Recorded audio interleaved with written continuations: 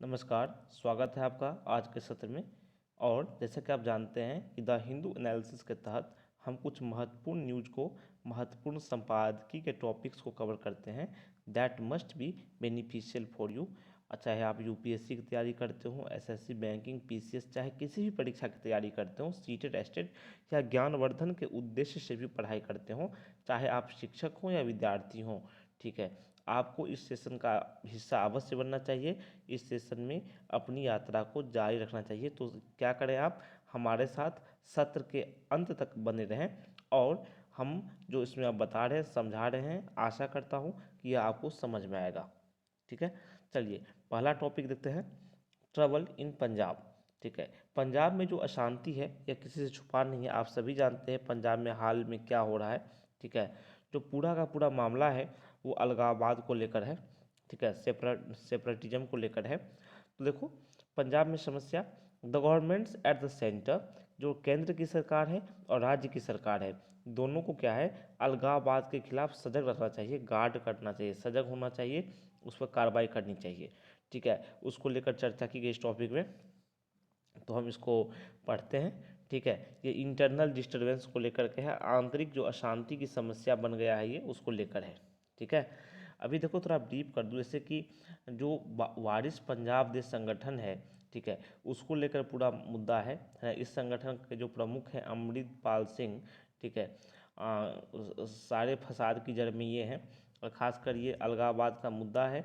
ठीक है, तो ये कानून व्यवस्था के सामने यह जो व्यक्ति है वो चुनौती बन के आया हुआ है, चुनौती बन गया है। पुलिस इसकी काफ़ी जोर शोर से तलाश कर रही है और यहाँ तक कि पुलिस ने इस व्यक्ति की 7 तरह की तस्वीरें भी सॉरी, यहाँ तक कि पुलिस ने इसकी 7 तरह की तस्वीरें भी जारी जारी की हैं। ठीक है, ताकि इसे पकड़ा जा सके। और हाल ही में रिसेंट में क्या हुआ है आपको बता दूं, अभी ब्रिटेन में जो भारत का उच्चायोग है, ठीक है, उसके सामने प्रदर्शन हुए हैं। ठीक है, वहाँ पर कुछ लोगों ने, है ना, वहाँ के जो कुछ लोग थे, ठीक है, उन्होंने खालिस्तान के झंडों के साथ प्रदर्शन किया। तो खालिस्तान जानते हो ना, मतलब एक तरह से अलग, ये अपना अस्तित्व चाहते हैं ये खालिस्तानी जो है। इसके क्या है, देश में तो सपोर्टर हैं ही, बाहर में भी सिख अलगाववाद के सपोर्टर हैं। तो डेफिनेटली ये बहुत बड़ी चुनौती बना हुआ। चलो पढ़ते हैं, समझते हैं क्या है टॉपिक। क्या पुलिस एक्शन जो है अगेंस्ट वायलेंट सेपरेटिस्ट इन पंजाब, पंजाब का जो वायलेंट सेपरेटिस्ट है, मतलब हिंसक जो अलगाववादी है, उसके खिलाफ जो पुलिस कार्रवाई है वो क्या है, यह case of better late than never. ये जो है ना, इसमें क्या हुआ है, ये कैसा मामला है, कहा जा रहा है, ये जो मामला बन गया है ना पुलिस एक्शन का इस व्यक्ति के खिलाफ, वो ऐसा मामला बन गया है कि इससे ज़्यादा लेट लतीफ़ी कभी हुई ही नहीं है। ठीक है, पुलिस सही तरीके से अपने कामों को अंजाम नहीं दे पा रही है। Religious fanaticism the state in the state has been raising its ugly head in recent years and going out of control in recent months। अभी देखो क्या हुआ है, जो धार्मिक है ना, धार्मिक तरह से जो, मतलब एक आप ये समझो, कट्टरता जो है ना, धार्मिक कट्टरता जो इसमें है, आई मीन स्टेट में है, वो जिस हिसाब से बढ़ा है हाल के वर्षों में, लगातार आगे बढ़ रहा है। और पिछले महीने, कुछ महीनों में तो स्थिति और भी विकट हो गई है, जिसमें कि डायरेक्ट क्या किया गया, हिंसा करने का आह्वान किया गया। और राज्य की जो फंक्शनरी है ना, या और चाहे केंद्रीय मंत्री हो, उनको भी धमकी दी गई। ठीक है, एक तरह से खतरा उन लोगों के लिए बन गया है ना, क्योंकि ये अलगाववादी जो है डायरेक्ट क्या है, धमकी दे रहे हैं, प्रदर्शन कर रहे हैं और हिंसा की धमकी दे रहे हैं, आह्वान कर रहे हैं। ठीक है, फरवरी 23 को क्या हुआ, एक मॉब ने, एक भीड़ ने पुलिस स्टेशन पर अटैक कर दिया और वहाँ से सस्पेक्ट्स को छुड़ा लिया। ठीक है, जो जिस पर संदेह था, जो पुलिस की लॉकअप में बंद थे, उनको छुड़ा लिया।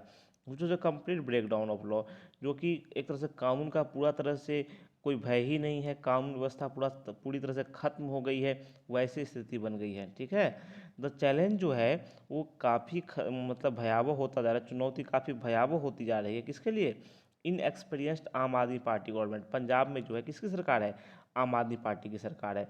आम आदमी पार्टी की सरकार को पहले इस तरह की किसी समस्या का सामना करना नहीं पड़ा है, तो इस मामले में तो अनुभवहीन है ना, इस तरह की समस्या तो पहली बार वो फेस कर रही है। तो चैलेंज जो है, चुनौती उस सरकार के सामने काफ़ी बड़ी है। और सिचुएशन जो है ना, नीड्स मोर विजुअल कोऑर्डिनेशन। ये जो समस्या है, स्थिति जो है, इसके सामने बेहतर कोऑर्डिनेशन की आवश्यकता है, समन्वय की आवश्यकता है, ठीक है, और एक्शन की आवश्यकता है। किसके द्वारा? स्टेट के द्वारा और सेंटर के द्वारा। जो वायलेंट कैंपेन है, जो हिंसक जो कैंपेन है, ये 1980 में स्टार्ट हुआ था, ठीक है। किसके लिए? सेपरेट खालिस्तान। ये लोग ना सेपरेट, अलग से खालिस्तान की मांग कर रहे हैं, जिसको पाकिस्तान का भी समर्थन हासिल है, ठीक है। Had pulverized the state and claimed the lives of a sitting prime minister and thousands of innocent in genocidal outrage targeting the Sikh community, ठीक है।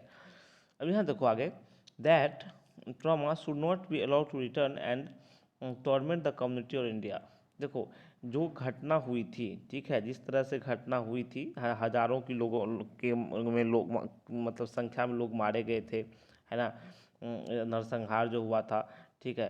तो सिख कम्युनिटी को मतलब टारगेट किया गया था।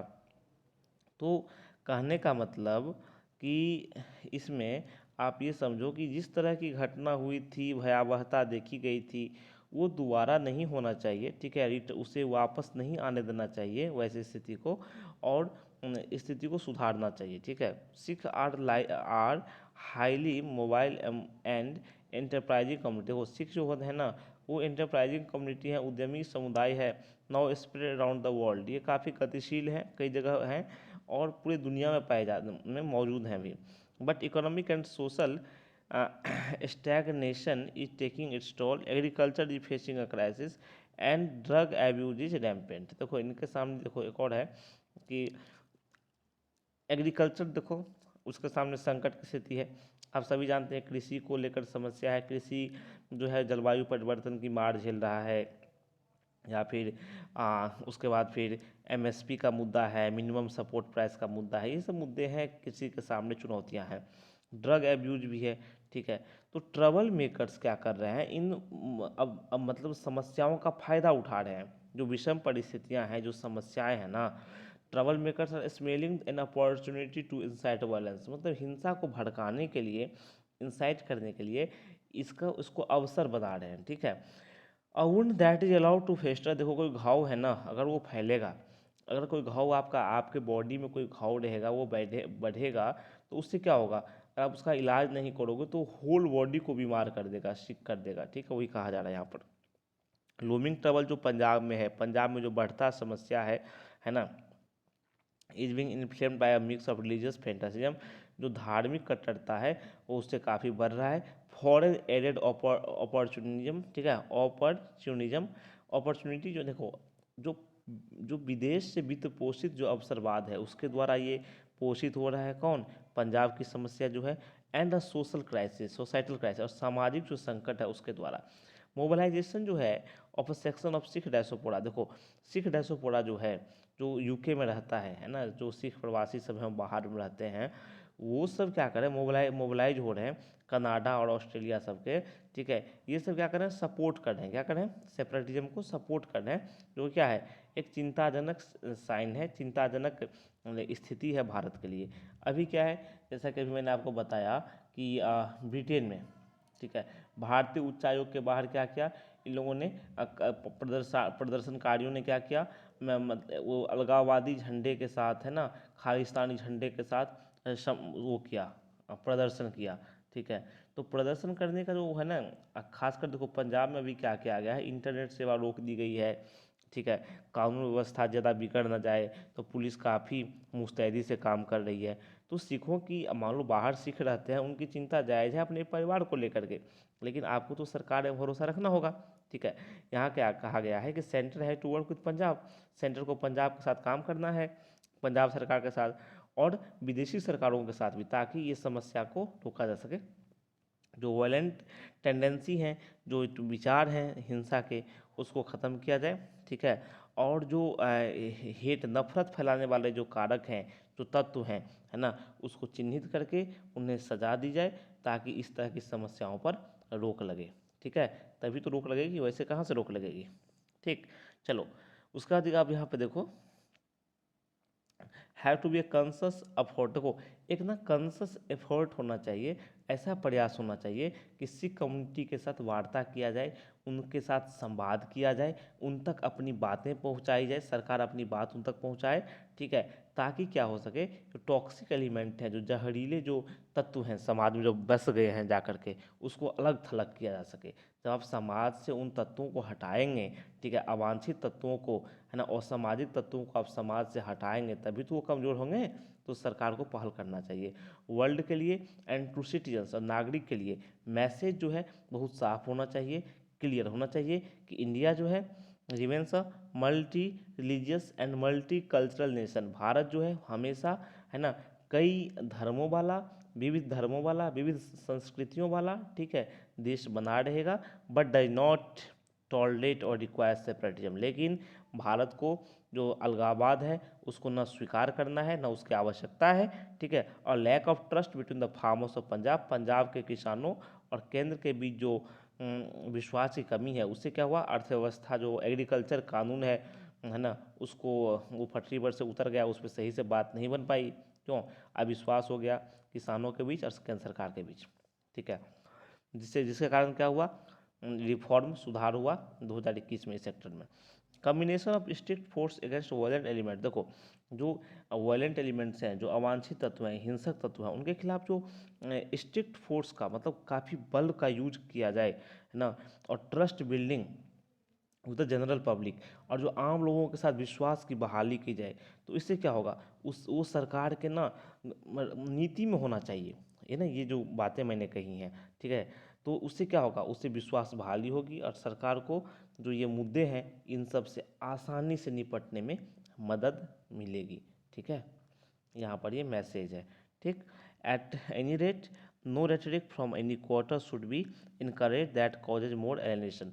देखो ऐसे किसी भी तरह के विचार को, किसी भी तरह के मतलब एक तरह से विचार हो गया, धारणा हो गई, अवधारणा को, किसी को भी ऐसे अलगाववादी धारणा, विचार, मंतव्य, ऐसे सबको बल नहीं मिलना चाहिए किसी भी कीमत पर, ठीक है, जिससे कि क्या हो, एक तरह से अलगाव की भावना सामने आए, उसको प्रोत्साहन मिले। तो नागरिकों का तो कर्तव्य है ही, साथ ही सरकारें जो है इस पर सही से काम करें, ठीक। तो इससे क्या होगा, अलगाववादी तत्व जो है उसको रोका जा सकता है और हमारा जो भारत है वो ऐसे ही प्रोस्पेरिटी, समृद्धता के रास्ते पर, ठीक है, चलता रहेगा। तो पहले टॉपिक में बताया गया था कि क्या क्या समस्याएं हैं और सरकारों को किस प्रकार हैंडल करना चाहिए और वर्तमान में स्थिति क्या है, ठीक है। आशा है कि आपको ये समझ में आ गया होगा। नेक्स्ट टॉपिक जो है वो है टाइट रोप वॉक। टाइट रोप वॉक की बात करते हैं तो वो इंटरनेशनल रिलेशन का टॉपिक है। ये ना अभी देखो यूक्रेन संकट जो है ना, यूक्रेन में लड़ाई जो हो रही है ना, उस सब के आसपास का टॉपिक है। यूक्रेन संकट के बाद दुनिया पूरी तरह से दो धुरी में बट गई है। हालांकि कुछ देश तटस्थ भी हैं, लेकिन कब तक तटस्थ रह पाएंगे, कब तक उससे बचे रह पाएंगे, यह कह पाना संभव नहीं है, ठीक है। न्यूट्रल रह पाना भी, तटस्थ रह पाना भी कोई सामान्य चीज़ नहीं है। India can not afford any shift in its balancing. देखो भारत जो है ना, अपनी जियोपॉलिटिकल जो इशूज है उसको बैलेंस करने में किसी प्रकार के बदलावों को मतलब एक तरह से वहन नहीं कर सकता। भारत के पास उतनी, उस तरह से भारत उस प्रकार से नहीं ले सकता। भारत जिस प्रकार से चल रहा है, चाह रहा है कि इसी प्रकार से काम चलता रहे, हम क्या है, तटस्थ भी रहें और एक तरह से सही मैसेज भी दें, ठीक है। देखो सिंस 2006 के बाद से क्या हुआ है, प्राइम मिनिस्टर ऑफ इंडिया जो है और जापान, ठीक है, इन्होंने क्या किया, अपनी दोनों देशों के प्रधानमंत्रियों ने क्या किया है, अपनी विजिट एक्सचेंज की है। मतलब एक देश के जो प्रधानमंत्री है दूसरे देश जाते आते रहे हैं, किसके लिए, एनुअल समिट के लिए, ठीक है। अ मीटिंग दैट है steered the course of this bilateral relationship. इससे क्या होता है, इससे दोनों देशों के द्विपक्षीय संबंध मजबूत हुए हैं, ठीक है। मान लो जापान के प्रधानमंत्री आएंगे तो भारत के प्रधानमंत्री भी जाएंगे, है इस तरह की बात। हालांकि it was not the Japan India Japan special strategic and global partnership that was at the heart. देखो अभी रिसेंट की घटना से इसको जोड़ा गया है। अभी क्या है, अभी वो आए थे जापान के प्रधानमंत्री जो है ना, वो आए थे भारत, ठीक है। तो कहा गया है कि जापान प्राइम मिनिस्टर है ना फूमियो किशिदा आए थे, है ना, mission during his quick official visit to Delhi. Delhi आए थे अपने काफ़ी क्विक मतलब काफ़ी जल्दी उनका ऑफिशियल विजिट हुआ था। तो ये जो हुआ था ना इस सप्ताह, तो उसमें ऐसा कुछ भी नहीं था, उसमें ऐसा कुछ भी नहीं था कि उसमें India Japan special strategic and global partnership की बात हो। ठीक है, भारत जापान विशेष रणनीतिक और वैश्विक साझेदारी की बात, ऐसा कुछ भी इस आगमन का उद्देश्य नहीं था। किनके आगमन का? तो जापान के प्रधानमंत्री का आगमन का। ठीक है, अभी दिल्ली में जो हुआ था, तो क्या उद्देश्य था, है ना? आपके मन में क्वेश्चन उठेगा सर तो क्या उद्देश्य था? तो उद्देश्य ये था, उनका फोकस था दो एरिया पर। एक था coordinating G7 and G20 agenda. G7 जो है और G20, है ना? G7 और G20 के जो एजेंडा है, इनको जो कोऑर्डिनेट करने का जो है ना, उस पर था। किसके मुद्दे पर? फूड और एनर्जी सिक्योरिटी इशूज, है ना? जो खाद्य और सुरक्षा जो मुद्दे हैं, है ना, उसको लेकर था, उस पर कोऑर्डिनेट करने को लेकर था, समन्वय करने को लेकर था। ये जो इशू है ना फूड और एनर्जी का, खाद्य और ऊर्जा सुरक्षा का, ये कहाँ से मुद्दा आया है? ये समस्या जो खाद्य संकट की समस्या आ गई, ऊर्जा संकट की समस्या आ गई, कहाँ से आ गई? ये आई यूक्रेन कन्फ्लिक्ट से, यूक्रेन संघर्ष से। ठीक है, as well as unveiling Japan's 75 billion plan for a free and open Indo Pacific. और दूसरी बात कि जापान का जो प्लान है कि 75 बिलियन का जो प्लान है कि फ्री और ओपन इंडो पैसिफिक हो, FOIP, उसको लेकर भी था। ठीक है, to work with countries in the region on avoiding डेब्ट traps, building infrastructure and enhancing maritime and air security. अब जापान का उद्देश्य ये है ना कि इस क्षेत्र के जो देश है ना, इस क्षेत्र के देश हैं, उनके साथ काम करना। किस पर? डेब्ट ट्रैप से निपटने पर। जो पाकिस्तान की ना, चीन की नीति है, ऋण जाल की नीति है। वो देशों को ऋण देता है और उन्हें अपने जाल में फंसाता है, फिर उनका अपने मन मुताबिक यूज करता है। श्रीलंका का जो हम्बनटोटा बंदरगाह है, उसने वो 99 साल की लीज पर ले लिया, क्योंकि चीन ने इन्वेस्ट किया हुआ है। अब अमेरिका और जो सॉरी श्रीलंका जो है, वो चीन को पैसा नहीं दे सका, पेमेंट नहीं कर सका जितना चीन ने लगाया हुआ है, तो मजबूरी में से उसे अपना बंदरगाह चीन को लीज पर देना पड़ा। तो ये चीन की ना ऋण जाल की नीति है। बिल्डिंग इंफ्रास्ट्रक्चर और enhancing maritime and air security. ठीक है, जो समुद्री और जो हवाई सुरक्षा है उस पर ध्यान देने की बात है। मिस्टर जो किशिदा है, वो appear to be emphasising the need for global consensus specially including India. Mister Kishida जो है ना, उन्होंने ग्लोबल कंसंसनेस की बात की, वैश्विक कंसंसनेस की बात की, जिसमें कि भारत को भी शामिल किया। किस पर? तो इन टैकलिंग, देखो, in tackling the challenges from Russia. ठीक है, in tackling challenge Russia and चीन, रशिया, रूस और चीन से जो चुनौतियां आ रही हैं, उसको निपटने पर वैश्विक समन्वय पर बल दिया। जहां जापान जो है वो वेस्टर्न पावर, पश्चिमी शक्तियों के साथ जुड़ा हुआ है, उसका गठबंधन है, अमेरिका सबके साथ गठबंधन है। ठीक है, in talks with prime minister Modi, mister Kishida in understood have been straightforward about the need for India. जो मिस्टर किस्ता है, उन्होंने साफ साफ कहा कि भारत की आवश्यकता किस किस प्रकार उन्हें है, चाहे विश्व को भी कैसे है। G20 प्रेसिडेंट के तौर पर भारत का भी क्या है, G20 की अध्यक्षता भारत के पास है। तो to come on board with the G7 place to address the Ukraine issue and call out Russian aggression. ठीक है, कि जो G7 का प्लान है, ठीक है, कि यूक्रेन का जो इशू है और जो रशियन एग्रेशन है, उसका उस सब को लेकर बातें थी, है ना। While he did not name China directly, देखो उन्होंने ये बातें की, ठीक है, उन्होंने तो, लेकिन उन्होंने डायरेक्ट चीन का नाम नहीं लिया। इट इज क्लियर दैट, ये स्पष्ट है कि जो चाइनीज एक्शंस है, जो नेबरहुड में, आस पड़ोस में, हैव लेफ्ट जापान कंसर्न, उसने जापान को चिंतित कर दिया है। चीन के कार्रवाइयों ने, अगल बगल में चीन की जो स्टेप्स हैं, कदमों ने, और जो जापान का FOIP प्लान है ना, FOIP योजना ही मैंने बताया था आपको पिछले स्लाइड में, उसमें भारत भी शामिल है। ठीक है, as indispensable partner, the timing of his visit was also pointed, देखो उनका जो विजिट था ना, भारत जो था, कोइंसाइडिंग विद चाइनीज प्रेसिडेंट, देखो चीन के राष्ट्रपति ने भी कहाँ गए थे, रूस गए थे, मॉस्को गए थे। वही यहाँ कहा जा रहा है कि शी जिनपिंग का जो विजिट था ना मॉस्को का, तो उससे मिला था, उसी समय हुआ था। And as Mr Xi met with Russian president, देखो मिस्टर शी जिनपिंग की मुलाकात हुई थी रूस के राष्ट्रपति व्लादिमीर पुतिन के साथ। ठीक है, जिसे एक तरह से मजबूती के तौर पे देखा गया कि रूस और चीन साथ हैं। ठीक है, और रूस को किसी का साथ मिल रहा है तो चीन का मिल रहा है। Mr Kishida flew to Kyiv to support, देखो मिस्टर किशिदा जो है वो कहाँ, कीव चले गए। कहाँ चले गए? कीव, वो यूक्रेन के राष्ट्रपति से मिलने के लिए, ठीक है, जेलेंस्की से मिलने के लिए। तो अब देखो, जो ये हैं जापान के जो पीएम हैं वो चले गए कीव, और जो चीन के राष्ट्रपति हैं वो चले गए मॉस्को। तो बड़ी विचित्र तरह की परिस्थिति बन रही है ना। His first visit since the war began, ये जो यूक्रेन गए थे मिस्टर किशिदा, उनकी ऐसी पहली यात्रा थी जब से लड़ाई शुरू हुई है, ठीक है। फॉर न्यू दिल्ली, नई दिल्ली के लिए देखो, अब समस्या ये है, देखो नई दिल्ली का क्या है, टोक्यो से भी अच्छे संबंध है, जापान से अच्छे संबंध है, बायलैटरल है, मल्टीलैटरल कोऑपरेशन है, द्विपक्षीय बहुपक्षीय सहयोग है, क्वाड में है ना, क्वाड में भारत है, जापान है, ठीक है, ऑस्ट्रेलिया है, अमेरिका है।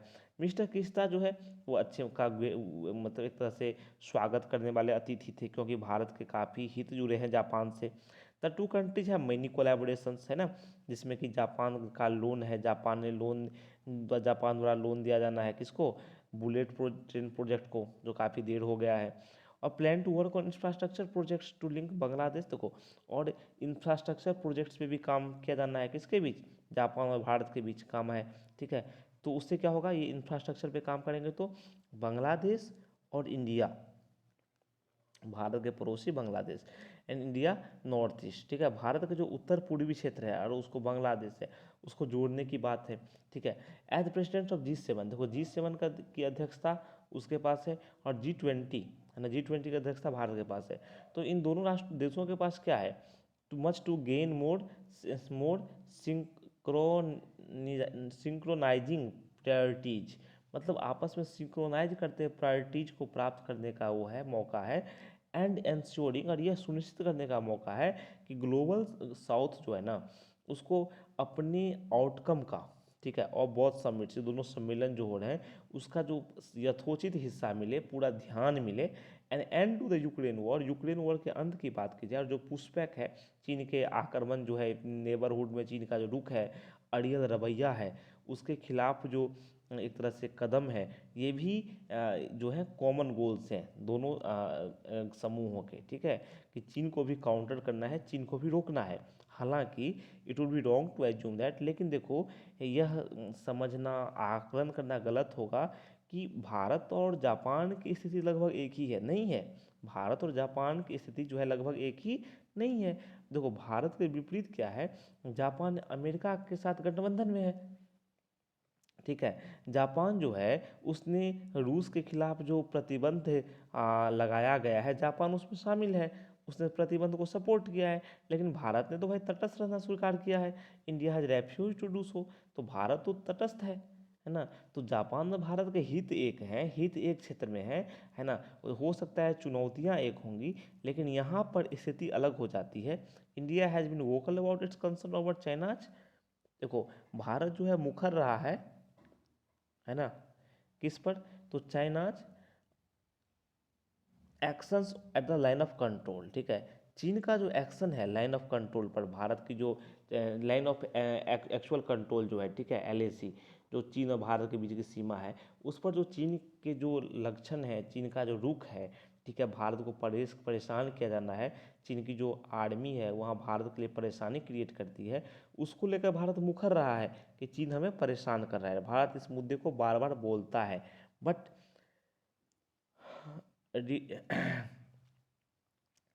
बट लेकिन अभी क्या है, देखो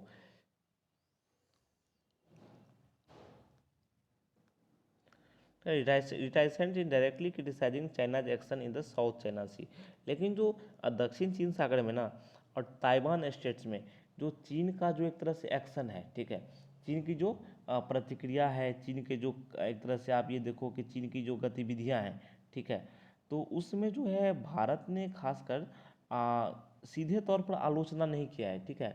भारत चुप रहा है, थोड़ा थोड़ा मौन रहा है, थोड़ा है ना, उतनी खुलकर बातें नहीं की हैं, वही कहा है कि रिटाइसेंट रहा है, ठीक है, उतनी खुलकर बातें नहीं की हैं। डायरेक्टली क्रिटिसाइजिंग चाइनाज एक्शन, चीन के जो कार्रवाई हैं, है ना, साउथ चाइना सी में, दक्षिण चीन सागर में, ताइवान जलडमरू मध्य में, चीन की जो गतिविधियां हैं, चीन का जो रुख है, उसको लेकर भारत उतना मुखर नहीं हुआ है। विद मिस्टर मोदी से to visit Hiroshima as a G7 special invitee, देखो क्या है, मई में क्या है, भारत के प्रधानमंत्री का ना विजिट है, हिरोशिमा जाएंगे वो, ठीक है। क्यों जाएंगे? उन्हें G7 के स्पेशल इन्वाइटी मतलब विशेष आमंत्रित के रूप में चुना गया है, बुलाया गया है।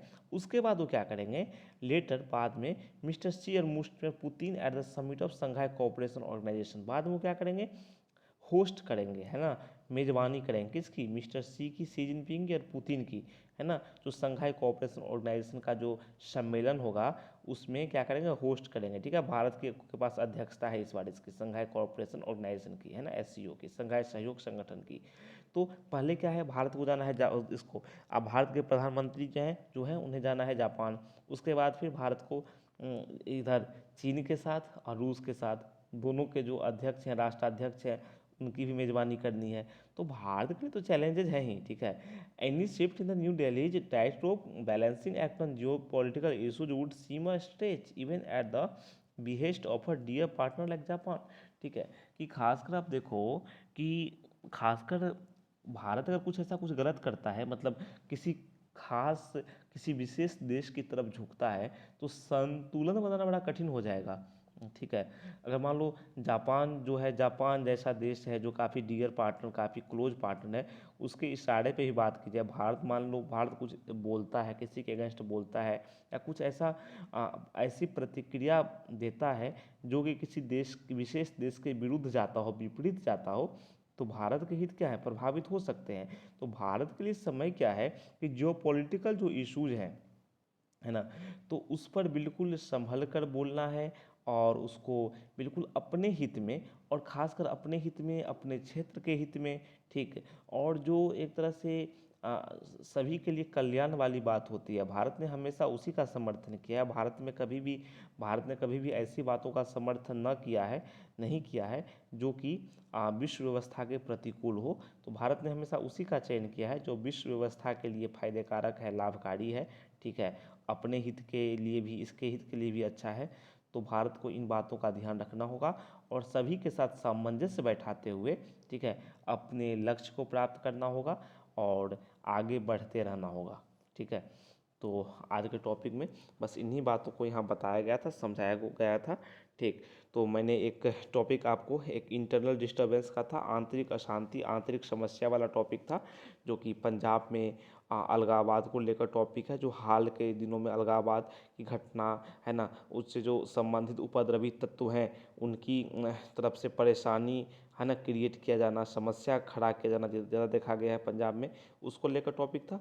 दूसरा टॉपिक हमारा इंटरनेशनल रिलेशन को लेकर के, भारत के आस पड़ोस के संबंध जो है उसको लेकर के था, ठीक है, जिसमें कई सारी बातें निहित थी। आशा है कि आपको समझ में आई होगी। हालांकि अगर आपको कोई भी डाउट है, ठीक है, आप हमें अवश्य पूछ सकते हैं। मैंने वर्ड बाय वर्ड आपको समझाने का प्रयास किया और आशा है कि आपको यह पूर्णतः समझ में आया होगा, ठीक है। तो कल चलिए फिर मिलते हैं नए टॉपिक के साथ, कुछ नई जानकारियों के साथ, कुछ नए मुद्दों के साथ, ठीक है। तब तक के लिए मुझे आज्ञा दीजिए और कहिए नमस्कार, थैंक यू।